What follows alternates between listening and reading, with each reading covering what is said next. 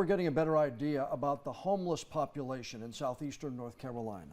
Workers are doing the yearly point-in-time count in the coastal counties this week. WECT's Ava Brinkwood reports it's all to document the demographics, location, and needs of the area's homeless.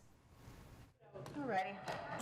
It happens every year. This is a service that's needed. Volunteers and workers getting a check on the state of homelessness in southeastern North Carolina.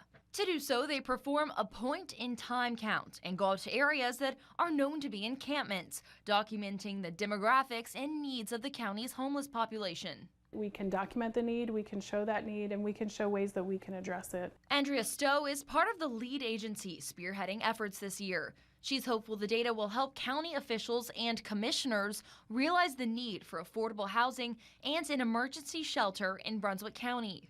Being able to say, this is a person, this is someone we encountered, this is someone who needs our help, really opens up a lot of people's kind of eyes to what's going on and allows them to make decisions to best use those resources. The executive director for Brunswick Partnership for Housing agrees the lack of affordable housing is a big part of the problem. I think we had about 600 evictions and foreclosures in Brunswick County.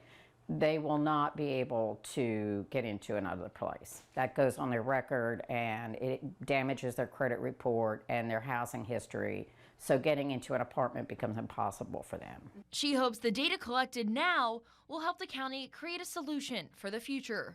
I am hoping that we can open a serious dialogue with Brunswick County commissioners on how best to develop an effective partnership that will serve the needs of our unsheltered neighbors. Ava Brinkwood, WECT News.